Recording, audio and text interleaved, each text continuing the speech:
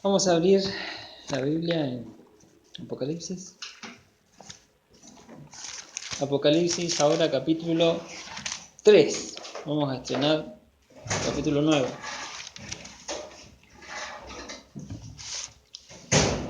Estamos viendo el mensaje a las iglesias. ¿Ya llevamos? ¿Cuántas? Cuatro vistas. Hoy veríamos la quinta. Va a tocar ver la iglesia de Sardis. Ya vimos Éfeso, Esmirna, Pérgamo y Tiatira. Todas las iglesias que hemos visto han tenido situaciones particulares. Algunas tenían algunos problemas, otras tenían otras virtudes. Con la iglesia que vimos el miércoles pasado, Tiatira, hicimos muchas comparaciones, ¿sí? Tiatira tenía lo que Éfeso no, por ejemplo, pero tenía otro defecto y así es como que vamos viendo que cada una tiene su situación particular, su propia vida frente al Señor, su propia vida como iglesia y sus puntos flacos, ¿sí? Lo que hemos visto hasta ahora en el progreso de las cartas es que a medida que va pasando el mensaje que seguimos hacia otra carta, cada vez vemos que la situación espiritual de la iglesia decae, ¿sí? Empezamos viendo Éfeso, que el problema de Éfeso abundaba en obras, pero el problema de Éfeso era que había dejado su primer amor.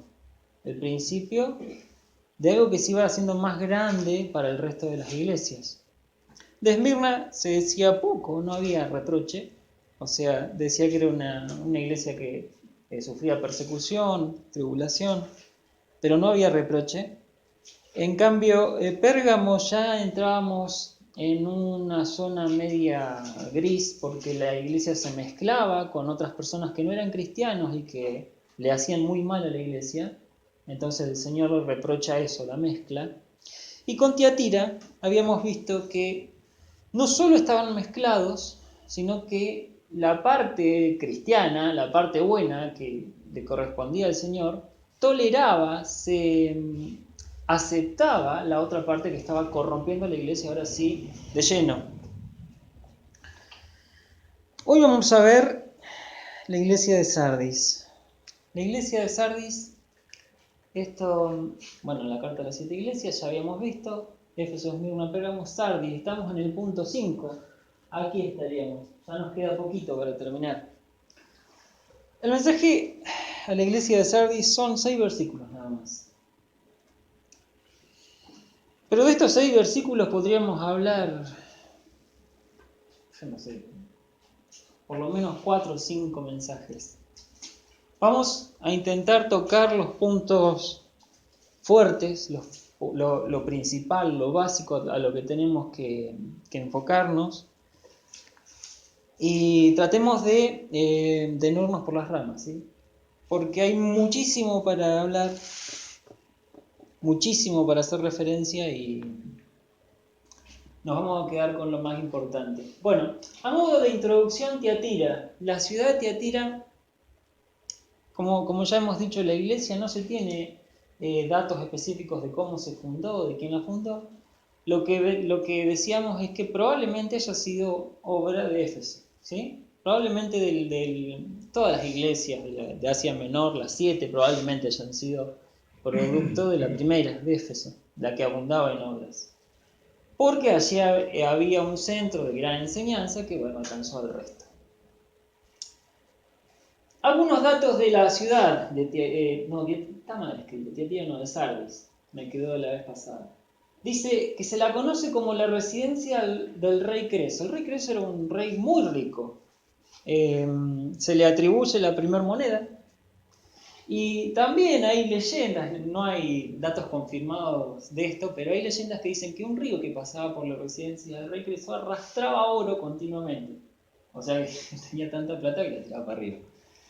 Este rey dice que había conseguido una fortaleza sobre la Acrópolis, que sería como una fortificación elevada que había en esa ciudad, la cual el rey la había trabajado tanto que la llegó a considerar inexpugnable.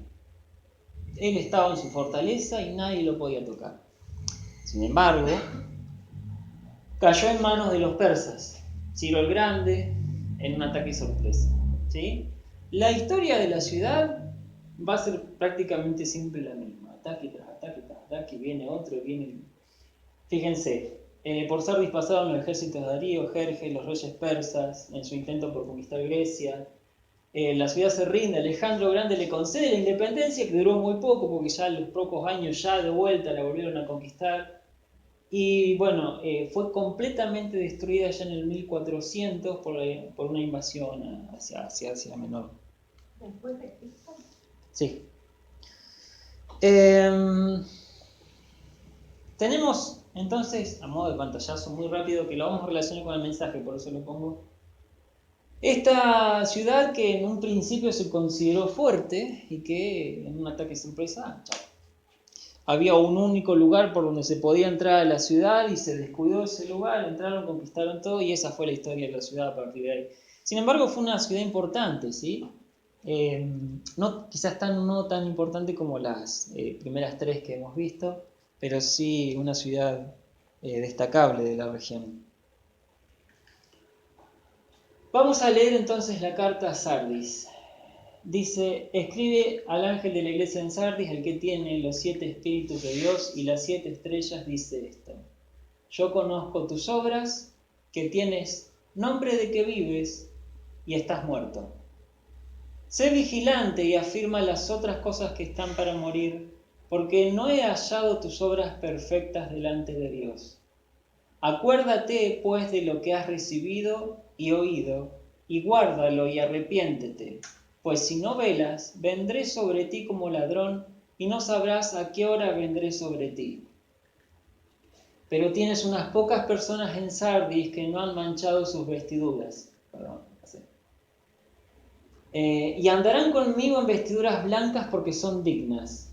El que venciere será vestido de vestiduras blancas, y no borraré su nombre del libro de la vida, y confesaré su nombre delante de mi Padre y delante de sus ángeles. El que tiene oído, oiga lo que el Espíritu dice a las iglesias. Ya leyendo el mensaje así de corrido, vemos que hay un montón de dificultades en el medio, en el mensaje. Puntos que vamos a tener que considerar pausadamente, pero tampoco nos vayamos mucho en detalles porque ya les digo, podemos hablar muchísimo de esto.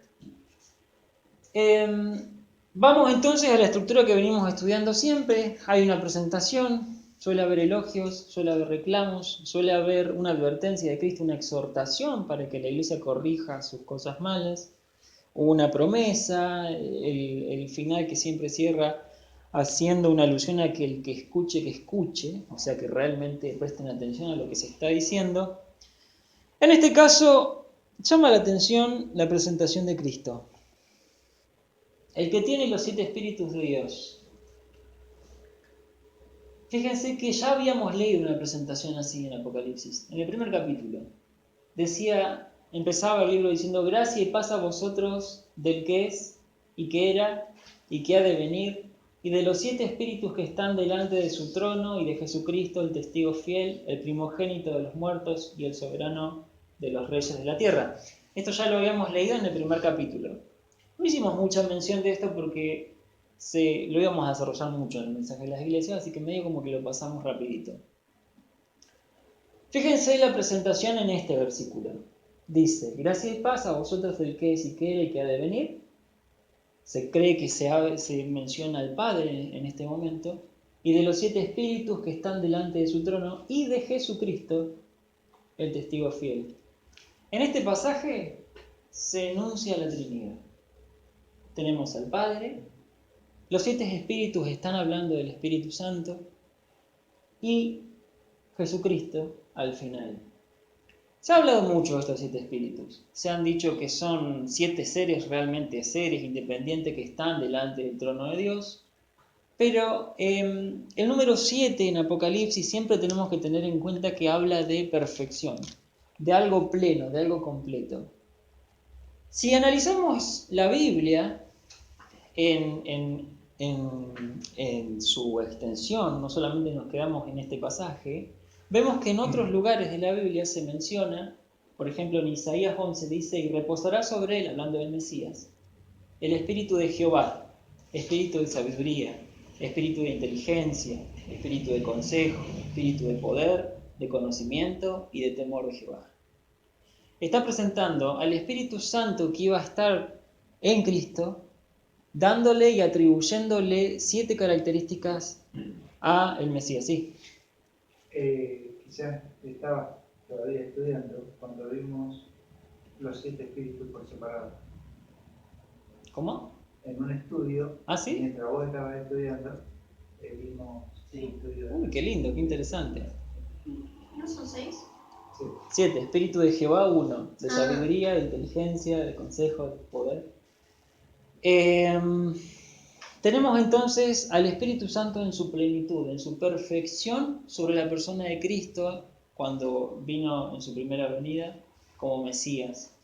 Y ahora tenemos a Jesús hablándole a la iglesia de Sardis diciendo el que tiene. Ya los espíritus no están delante del trono, no se los menciona así como en el versículo 4, sino que habla que Jesús es el que tiene los 7 espíritus de Dios. Hay una relación muy íntima entre Jesús y el Espíritu Santo. Cuando Jesús le dice a sus discípulos, el Espíritu Santo les hará saber de quién las cosas, las que sabe de quién. ¿Se acuerdan? Del Padre también, pero dice de lo mío os hará saber. ¿Se acuerdan? Entonces, hay una relación muy grande entre el Espíritu Santo y Jesús. Tanto que Jesús les dijo a sus discípulos, les conviene que yo me vaya para que Él venga. Hay una relación muy especial que tiene una función muy especial que cumple el Espíritu Santo. El Espíritu Santo, esto es uno de los temas que yo decía que podemos tocar y abundar. Es una de las personas que compone la Trinidad, es Dios, junto con Jesús, el Hijo, y junto con el Padre. ¿Sí? Entonces, este Espíritu Santo que en este momento está en Jesús, que lo tiene Jesús, que lo tuvo cuando cumplió su ministerio, podemos verlo en los pasos mismos de Jesús. Jesús hacía, el Espíritu Santo hacía y el Padre también hacía. Los 3 trabajando en una sola tarea de forma coordinada y armoniosa. ¿Sí? El Espíritu Santo en la Biblia siempre se lo relaciona con el que orienta, con el que vivifica, con el que da vida, con el que da un gozo, con el que da buenos frutos. Tiene un ámbito para el cristiano muy importante, muy importante. Tanto consuela, sí. Tanto que es prácticamente la guía indispensable para una vida en Cristo. ¿Sí? Podríamos hacer un estudio, estaría muy interesante hablar del Espíritu Santo, pero la cuestión es que sin el Espíritu Santo un cristiano no podría vivir su vida cristiana. Y yo creo que por ahí viene el tema de Sardis. En la misma presentación de Jesús, ya Jesús nos va a decir a dónde puede llegar a estar el problema. ¿Se acuerdan que lo hemos visto ya en cada una de las cartas? Pero Cristo se presenta siempre de una forma que va a acompañar al mensaje. Este no es la excepción. Se presenta como el que tiene los 7 espíritus de Dios. Fíjense que tenemos entonces en Gálatas una referencia que dice: digo pues, andad en el espíritu y no satisfagáis los deseos de la carne. Pero si sois guiados por el espíritu, no estáis bajo la ley. Mas el fruto del espíritu es amor, gozo, paz, paciencia, benignidad, bondad, fe, mansedumbre, templanza. Contra tales cosas no hay ley. Si vivimos por el espíritu, andemos también por el espíritu. Observen el último versículo. Si vivimos por el Espíritu, andemos también por el Espíritu. ¿Qué significa? Que tenemos una vida por el Espíritu. Nuestra vida está vinculada al Espíritu. ¿Sí? ¿Queda claro? Por el Espíritu Santo, sí. No solo, fíjense, somos guiados por el Espíritu, andamos en el Espíritu, no satisfacemos los deseos, nos negamos por el Espíritu, producimos frutos que son lo máximo en los frutos espirituales que hemos visto. Cada vez que el Señor reclama algo en una iglesia es porque estos frutos espirituales faltan. ¿Se acuerdan que el primer amor de Éfeso, que a Éfeso le faltaban obras de amor, de fe, de la paciencia? Son cosas que el Señor está viendo que a la iglesia le falta por falta de la obra del Espíritu Santo. La iglesia, a medida que vamos transcurriendo, el Espíritu Santo va como menguando, como desapareciendo de escena de a poquito. Empieza en Éfeso ya a desaparecer en uno de sus frutos más importantes, el más importante, y a partir de ahí empieza a bajar de a poquito. Tiatira como que remonta un poquito, pero ¿y ahora? Cuando veamos Sardis, vamos a tener un problema. Además, el Señor se presenta como el que tiene las 7 estrellas. ¿Se acuerdan que también hablamos de lo que eran las 7 estrellas? Apocalipsis decía, las 7 estrellas son los ángeles de las 7 iglesias. Habíamos dicho que, referido a la palabra ángel, ángel significa enviado. ¿Sí? Mensajero. Entonces, mensajero puede hacer referencia a muchas cosas. Puede ser un ángel, realmente un ser espiritual, o puede ser un representante, un pastor de una iglesia, alguien que represente a la iglesia. Sea cual sea la interpretación, el sentido real que el Señor le quiso dar, que el Señor tenga en su mano al representante de la iglesia, ¿qué significa? Que está seguro, sí, pero para la iglesia, ¿qué significa? Que el Señor está en control de esa iglesia, ¿sí? Si yo tengo, por ejemplo, personas a cargo de una sección, de un sector, pero yo estoy por sobre esa persona, yo estoy en ese sector, ¿sí? El Señor, entonces, de esta forma se presenta como el que tiene el Espíritu Santo y como el que está a cargo de esa iglesia. ¿Se dan cuenta? El Espíritu Santo debería estar en la iglesia y Cristo también. Entonces, hace una doble vinculación el Señor. Como el que está a cargo de esa iglesia, como el que tiene el control de esa iglesia, y también como el que tiene el principal recurso que vamos a ver que a la iglesia le falta. Isaías, no, este es el mismo que antes. Bueno, el del Espíritu Santo. La presentación de Cristo, este es el versículo que quería. Esta es la presentación, dice, tenía a su diestra 7 estrellas, y ya vimos que el misterio de las 7 estrellas que ha visto en mi diestra son las 7 iglesias. Y hablamos de Jesús como dueño de la iglesia, hablando justamente de esto, como el representante, como el que tiene el control de los representantes. Vamos a ver a lo largo de las iglesias que ya hemos visto, solamente las que hemos visto, el mensaje. ¿Cómo empieza el Señor? Como para comparar un poquito la situación de Sardis. En Éfeso dice, yo conozco tus obras y tu arduo trabajo y paciencia y que no puedes soportar, y enuncia algunas cosas buenas de la iglesia. En Esmirna va a decir, yo conozco tus obras y tu tribulación y tu pobreza, pero tú eres rico. En Pérgamo dice, yo conozco tus obras y dónde moras, dónde está el trono de Satanás, pero retienes mi nombre y no has negado mi fe. Menciona cosas positivas. Y agrega, ya empieza a partir de Pérgamo, dice, pero tengo unas pocas cosas entre ti. ¿Se acuerdan que dijimos que por más que eran pocas, no eran menos importantes? ¿Sí? Solamente un número. Con Tiatira va a pasar lo mismo. Dice, yo conozco tus obras, amor, fe, servicio y paciencia. Y también agrega al final, pero tengo unas pocas cosas contra ti. Con Sardis no pasa tan así. Yo conozco tus obras y ahí quedó. Este yo conozco tus obras no va acompañado de algo positivo, como podría ser como el resto de las iglesias. Tu trabajo, tu amor, tu fe, tu paciencia, que sufres por causa de mi nombre, que no has negado mi nombre. No se acompaña de eso. Enseguida dice, yo conozco tus obras, que tienes nombre de que vives y de que estás muerto. Tienes nombre de que vives. Lo corté ahí para que consideremos esa parte primero. ¿Qué significaría que tiene nombre de que está vivo, de que vive? Que lo aparenta. Sí, que lo aparenta, pero ¿Qué sería un nombre de vivo? ¿Cómo podría la iglesia tener? No seas cristiano. Por ejemplo, ¿sí? Pero ¿cómo sería? Imagínense, un ejemplo, ¿sí? Un ejemplo, vamos a lo práctico. Una iglesia que aparente estar viva. Sería una iglesia, yo me la imagino, numerosa, con muchas actividades, ¿sí? Entonces, esta iglesia numerosa, que tendría muchas actividades, que tendría buenas acciones, que la gente pasaría por ahí y diría, mirá qué buena iglesia, me gustaría congregarme. ¿Vieron que generalmente nosotros vemos, no sé si por internet o por lo que fuera, algún predicador o algo que dijeran, wow, me gustaría estar ahí realmente? Bueno, esa es nuestra primera vista.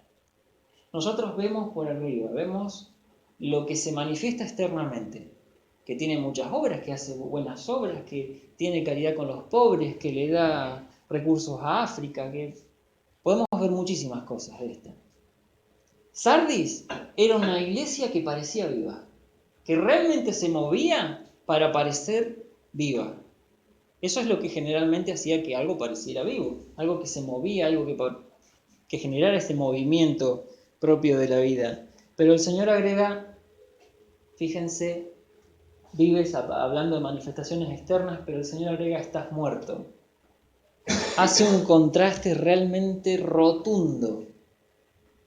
Nadie podría haber dicho esto de la iglesia si no es alguien que tuviera el control de su iglesia y la conociera como la palma de su mano.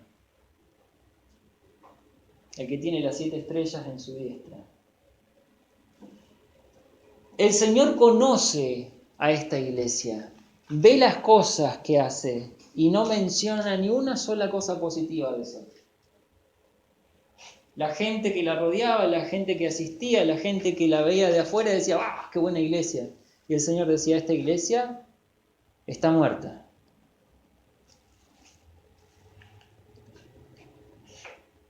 El Señor sigue diciendo, sé vigilante. Si miramos el versículo 2, el anterior decía que tienes nombre de que vives y estás muerto. El versículo 2 empieza diciendo, sé vigilante. Notemos que en el versículo anterior no dice que sos una iglesia que está muriendo. ¿Sí? Es rotundo lo que dice, estás muerta. El versículo 2 empieza diciendo, sé vigilante y afirma las otras cosas que están para morir. ¿A qué le suena ser vigilante? Estar atento. A estar atento. Vigilia, la palabra vigilia, ¿de dónde viene? Controlar todo. De no dormir, de estar De estar atentos, de no dormirse. En la Biblia vamos a encontrar entonces diferentes situaciones donde el Señor insta a que no se duerman, a que estén activos. Por ejemplo, Efesios dice, mas todas las cosas cuando sean puestas en evidencia por la luz, son hechas manifiestas. Porque la luz es lo que manifiesta todo. Por lo cual dice, despiértate, tú que duermes, y levántate de los muertos, y te alumbrará Cristo. Isaías dice, el pueblo que andaba en tinieblas vio gran luz. Los que moraban en tierra de sombra de muerte, luz les resplandeció sobre ellos. Isaías dice, tus muertos vivirán, sus cadáveres resucitarán. Despertad y cantad, moradores del polvo, porque tu rocío es cual rocío de hortalizas y la tierra dará a sus muertos. Otro pasaje de Isaías dice, despierta, despierta, vístete de poder, oh Sión, vístete tu ropa hermosa, oh Jerusalén, ciudad santa, porque nunca más vendrá a ti incircunciso ni inmundo. Y el último que menciono dice, levántate, resplandece, porque ha venido tu luz y la gloria de Jehová ha nacido sobre ti, porque he aquí que tinieblas cubrirán la tierra y oscuridad las naciones, mas sobre ti amanecerá Jehová y sobre ti será vista su gloria.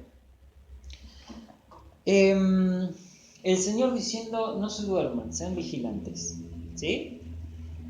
En estos casos vemos todas cosas positivas.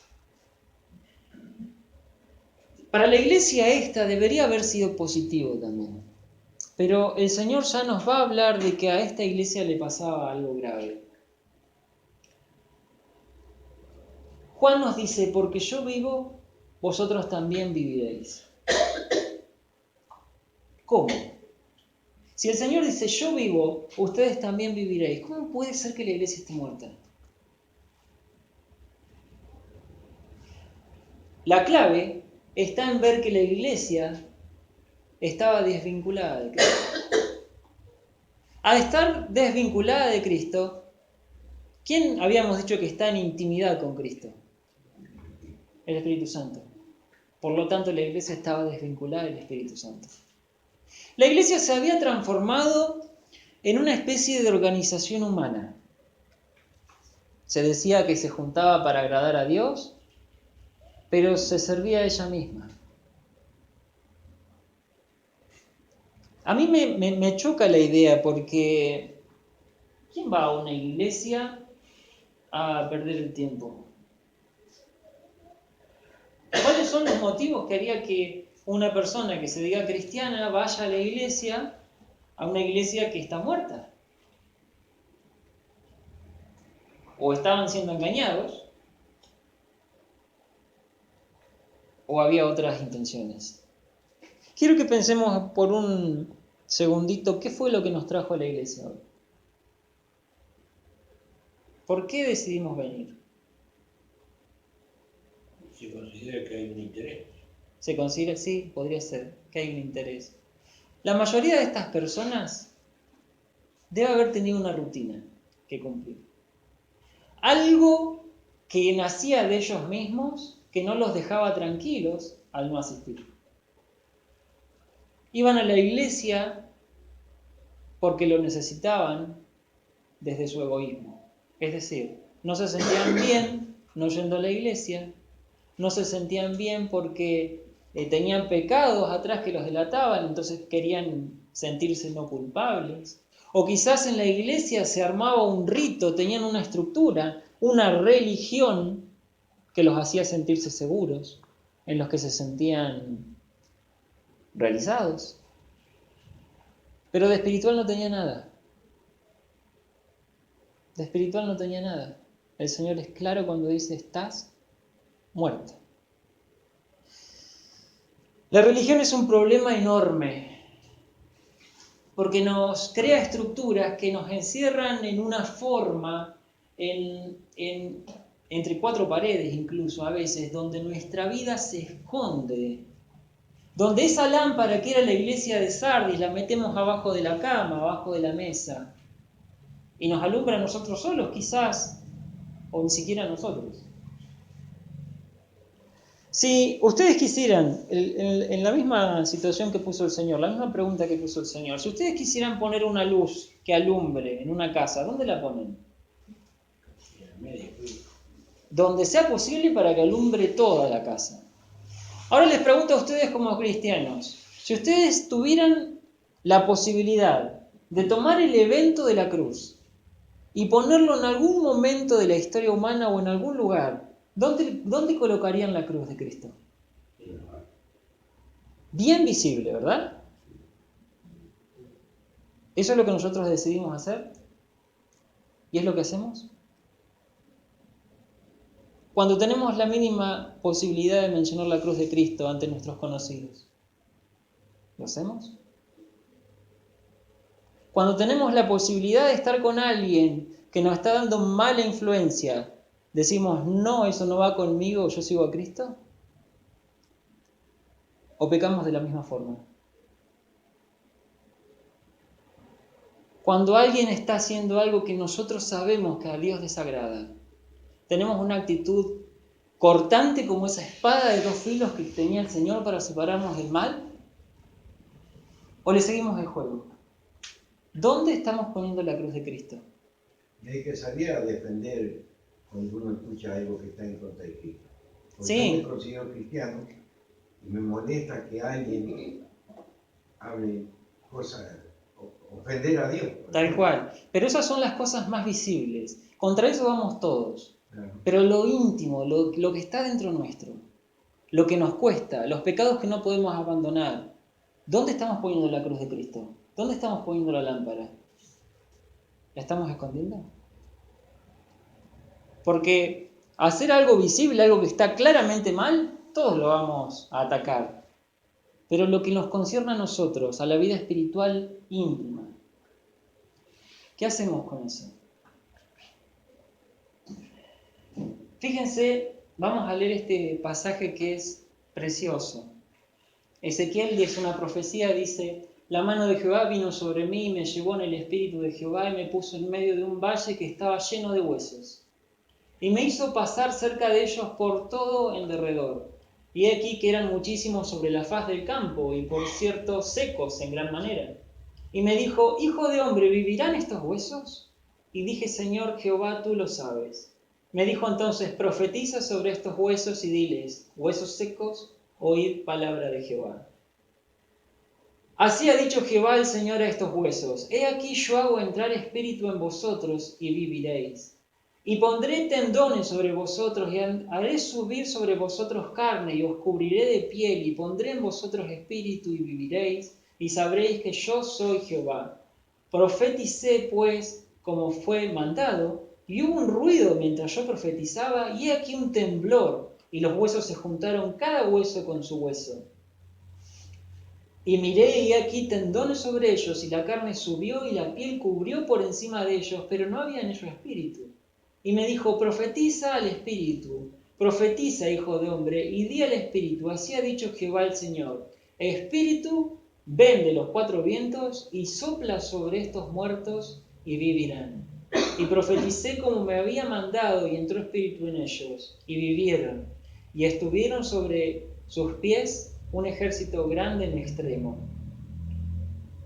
Y me dijo luego: hijo de hombre, todos estos huesos son la casa de Israel. He aquí ellos dicen: nuestros huesos se secaron y pereció nuestra esperanza y somos del todo destruidos. Por tanto profetiza y diles: así ha dicho Jehová el Señor: he aquí yo abro vuestros sepulcros, pueblo mío, y os haré subir de vuestras sepulturas y os traeré a la tierra de Israel. Y sabréis que yo soy Jehová cuando abra vuestros sepulcros y os saque de vuestras sepulturas, pueblo mío. Y pondré mi espíritu en vosotros y viviréis. Y os haré reposar sobre vuestra tierra y sabréis que yo Jehová hablé y lo hice, dice Jehová. Saben que cuando nosotros leemos la carta a Sardis, la primera impresión que nos da es que el Señor va a condenar a la iglesia. A mí me da esa impresión. La primera vez que la leí, veía al Señor como que ya estaba esta iglesia para juicio. Pero la misión del Señor no es condenar al mundo. Juan 3:16 y el siguiente ya nos da una orientación rápida a qué vino el Señor. Esta iglesia que estaba muerta, el Señor no era su intención condenarla. Y no es hoy en día condenar a esta iglesia, sino que su misericordia va mucho más allá de eso. Quizás nosotros estemos atados en una estructura que nosotros mismos creamos para sentirnos bien con nosotros mismos. Tenemos una vida, tenemos nuestros hábitos, y cuando alguien nos intenta cambiar de esa estructura, se nos mueve el mundo, nos enojamos, y hasta que no restablecemos nuestro confort, no estamos tranquilos.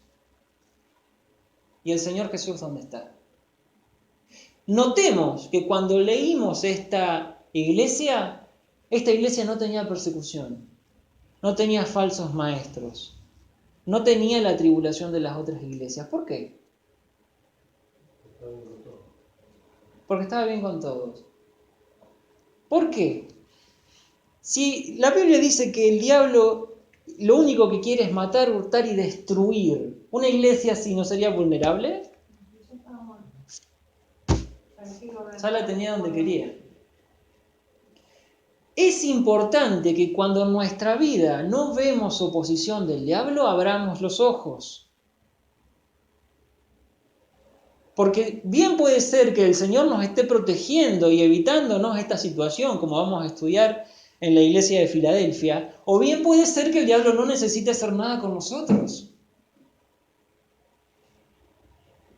Voy a preguntar, y no es para juzgar a nadie, simplemente en su interior cada uno considérese a sí mismo.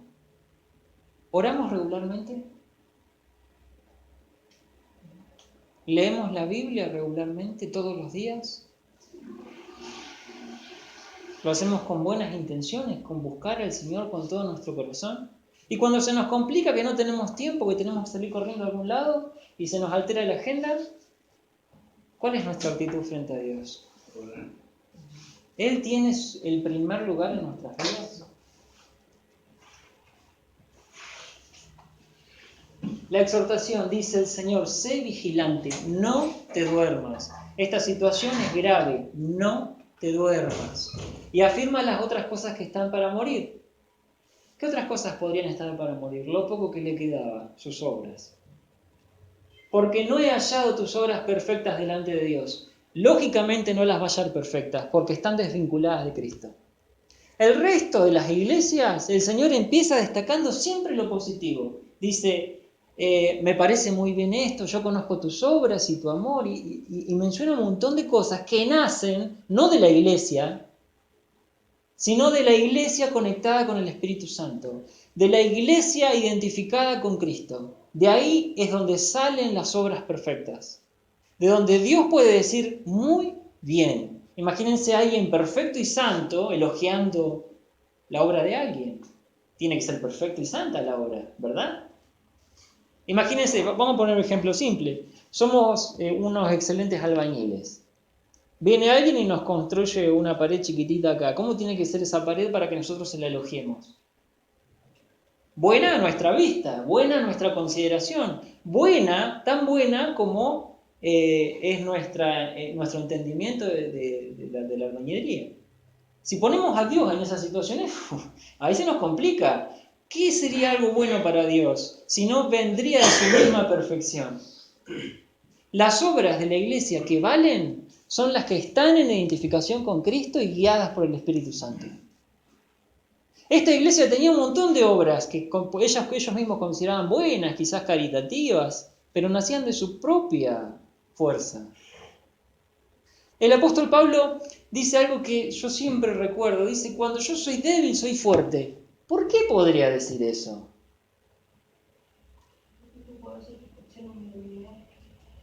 Porque las fuerzas del apóstol Pablo no intervenían en el resultado, sino las fuerzas de Dios. Cuando él no tenía fuerzas, ¿las fuerzas de dónde venían?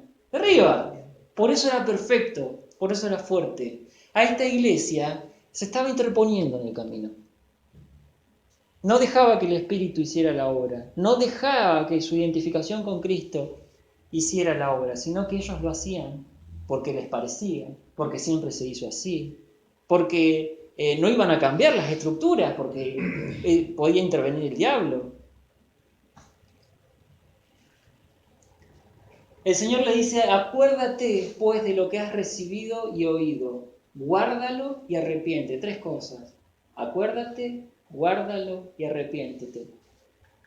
Sobre esto vamos a pasar rapidito. Dice, este es un comentario que hace Samuel Pérez Millo, uno de mis pastores favoritos, uno de los predicadores de la palabra que la tiene bastante clara. Dice, el gran enemigo de la iglesia es la pasividad que descansa sobre un sistema religioso. El estar tranquilo porque siempre las cosas se hicieron así. El Señor los llama a despertar del letargo espiritual y establecer una vigilancia sobre la situación de modo que conduzca y produzca un cambio. Seguimos un poquito. Dice Romanos 12:2, no os conforméis a este siglo, sino transformaos por medio de la renovación de vuestro entendimiento, para que comprobéis cuál sea la buena voluntad de Dios agradable y perfecta. Es decir, que las estructuras, por buenas que sean, no ocupen el entender la buena voluntad de Dios. No estoy diciendo que las estructuras son malas, no me malinterpreten. Porque dentro de una estructura, de un sistema, nosotros podemos estar estabilizados, seguros, queriendo seguir al Señor. Pero cuando eso se transforma en una barrera, en algo que nos impide ver realmente la voluntad de Dios y que nos ata a formas y que siempre se hace de la misma forma para complacernos a nosotros mismos, entonces es un principio de muerte espiritual.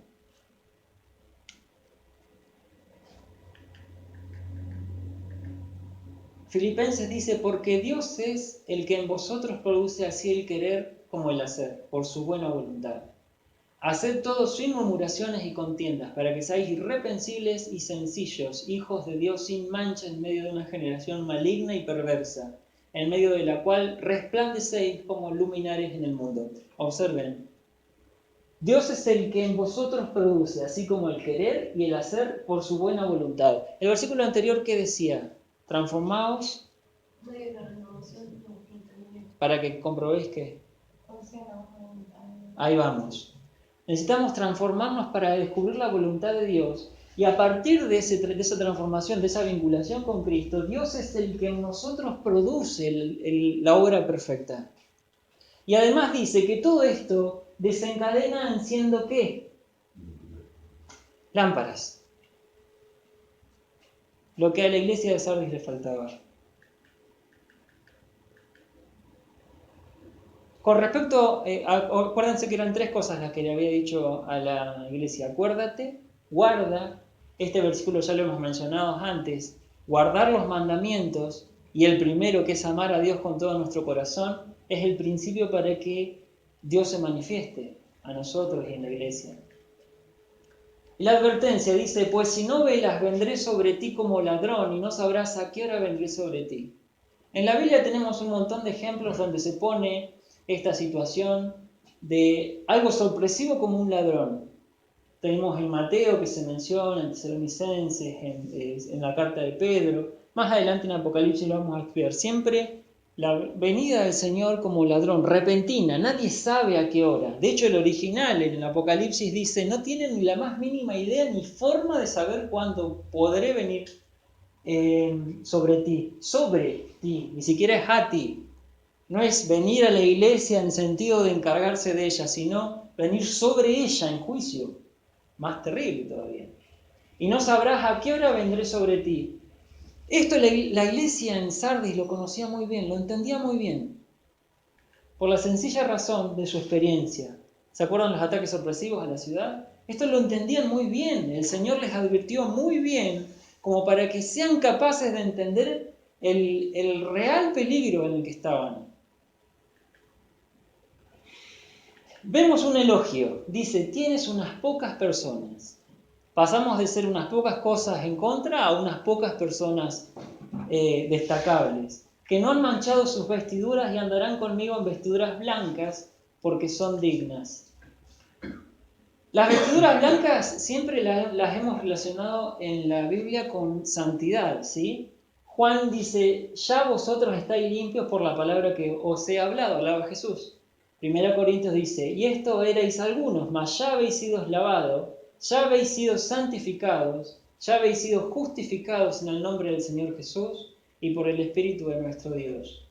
Y Apocalipsis también más adelante dice, Señor, tú lo sabes todo, y Él me dijo, estos son los que han salido de la gran tribulación y han lavado sus ropas y las han emblanquecido ¿en qué?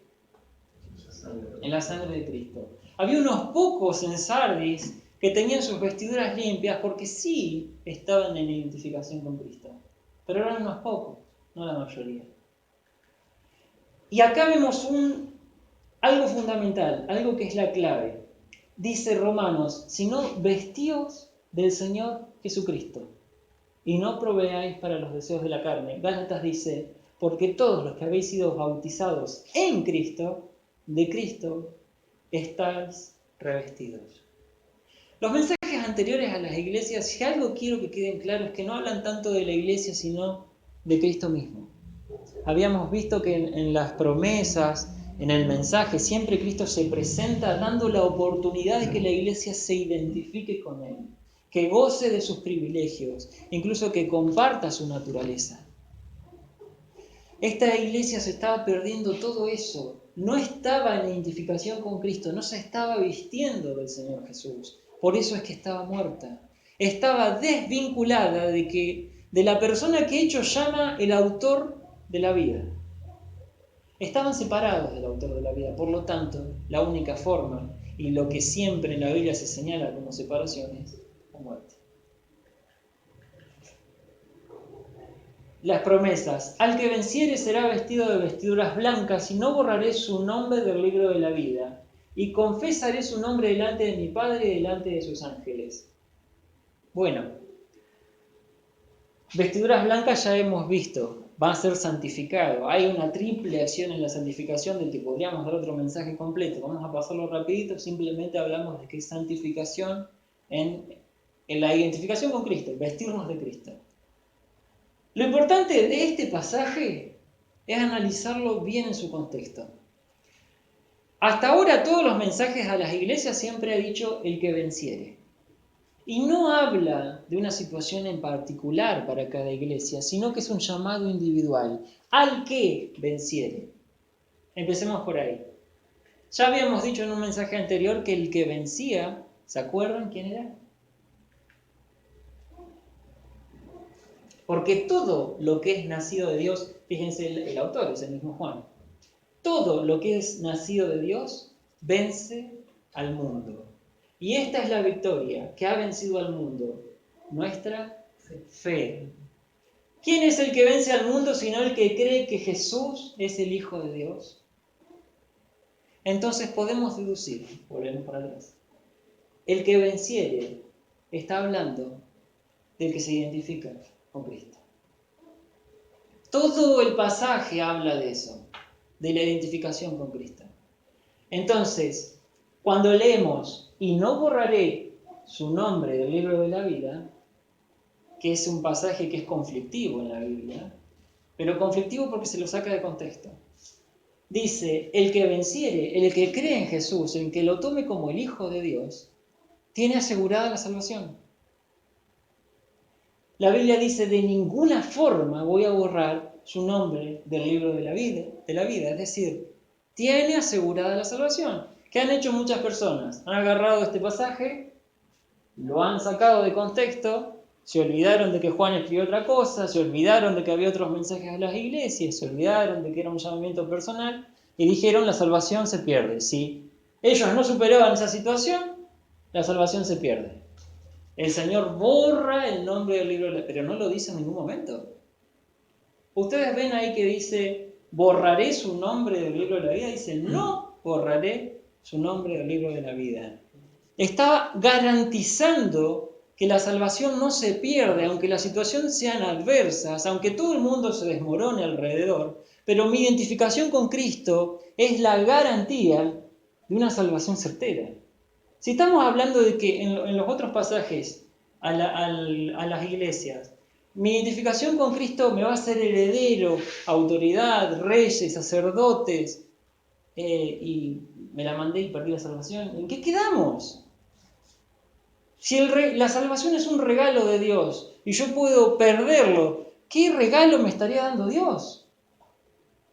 Es importante que cuando vayamos a estudiar este versículo no se saque de contexto, que se estudie realmente dónde está situado y en la forma que está expresado.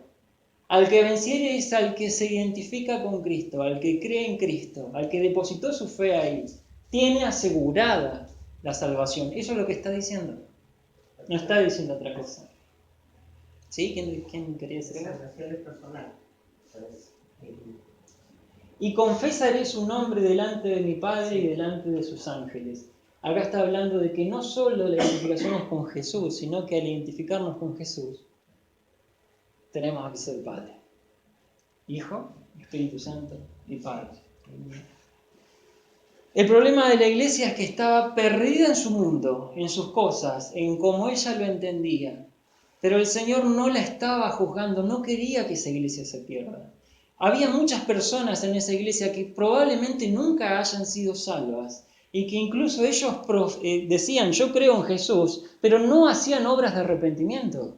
Iban a la iglesia, hacían sus cosas como si fuera una organización sin fines de lucro o a beneficio de algo, pero no la iglesia de Jesucristo. Y se sentían en este lugar y realmente, probablemente, no vestían esas vestiduras blancas que leemos, porque Cristo no tenía mucho que ver en esa iglesia. Hacían mucho, tenían nombre de que estaban vivos, pero Cristo era un desconocido. Sin embargo, bueno, esto ya lo habíamos visto, sin embargo, un pasaje de Isaías tenemos que considerar. He aquí mi siervo, yo le sostendré, mi escogido, en quien mi alma tiene contentamiento. He puesto sobre él mi espíritu, él traerá justicia a las naciones. No gritará ni alzará su voz, ni le hará oír en las calles. No quebrará la caña cascada, ni apagará el pábilo que humeare. Por medio de la verdad traerá justicia. El propósito del Señor no es destruirnos. El propósito del Señor es que incluso si nosotros estamos cegados en una vida llena de estructuras y formalismos que nos evitan conocer a Cristo, incluso no es apagarnos. Por eso es que le da esperanza a la iglesia, le dice arrepiéntete. Es lindo verlo. ¿Arrepiéntete de qué? ¿Qué le había dicho? Que estaba muerta. Arrepiéntete de que estás muerta. Es decir, estás a tiempo de identificarte conmigo, con la vida. Fíjense, para el Señor la muerte no es el punto final, sino decir, agarrate de mi mano y vas a estar lleno de vida, de vestiduras blancas, y empezamos. Vas a tener el sol resplandeciente y vas a saltar como becerro de la manada, vas a tener la piedrecita blanca y todas las cosas que venimos estudiando que surgen de la identificación con Cristo, pero no de hacer mi propia vida, porque en ese caso el Señor dice que estoy muerto. Creo que no queda nada más. Dios les bendiga mucho y espero que Dios edifique la vida de cada uno. Están en el muro, ¿no, Samuel? Sí, estoy subiendo los mensajes a YouTube, después paso el link. Si uno quiere verlo, bien. Bueno, qué maravilla, ¿no? Qué maravilla. Tiene el nombre de que vive y está muerto. ¿Cuál es el problema? No hablar de Cristo. Hay muchas iglesias que no hablan de Cristo, pero son iglesias. Pero Cristo no es el Señor, Cristo no es el que nos da la salvación, no se lo pone como el que por su sangre limpió nuestros pecados. Ese no es el mensaje central, es la prosperidad, son otros los mensajes. La iglesia va y vení toca el manto, y vení a hacer aquello, y vení a poner tu ofrenda, y vení, pero Cristo no está. Tienen un nombre, claro, ¿cuántas cosas? Ahora no está Cristo ahí. No, vení y arrodillate frente a esta estatua y vas a ver que no está Cristo ahí. Es decir, tienen nombre de que viven, pero están muertos. ¿Está? Bueno, como decía Samuel, me encantó la ilustración que hiciste de el Espíritu Santo tiene que estar. El Espíritu Santo es el sello, es el que nos lleva a Cristo. Cuando alguien no tiene el Espíritu Santo, está muerto, nunca va a buscar a Cristo, siempre va a buscar otra cosa. ¿Está? Y como familia tenemos que avivar la relación con Cristo. ¿Por qué? Porque el Espíritu nos lleva a Cristo. ¿Sí? Como decía Samuel, orar en la comida, una cosa así dijiste, ¿no? Orar, agradecerle, juntarse todo. Porque a veces puede ser que la iglesia puede estar, pero la familia no puede estar muerta. Tienes nombre de que está vivo y después se separan y hay problemas acá. No. La familia tiene que estar en Cristo. Porque una familia viva, ¿no? Con la relación entre nosotros tiene que estar. Cristo tiene que ser el centro, no tiene que haber otra cosa. Ellos tenían un nombre de que estaban vivos y estaban muertos, porque Cristo no estaba. Ellos tampoco estaban en el Espíritu Santo. Como decía Samuel, iban, se juntaban como en un club social, charlaban a lo mejor, bueno, voy porque va Juan Domingo, y Juan Domingo me puede hacer un negocio bárbaro, me relaciono con Sergio, con Karina, que me va a ir. Entonces, si yo le pido tal cosa, no sé por qué iban a la iglesia, pero iban, pero no es la iglesia, estaban muertos, ¿no? Qué triste, ¿no? Cuando Cristo no es el centro. Hermanos, leamos la palabra a la casa.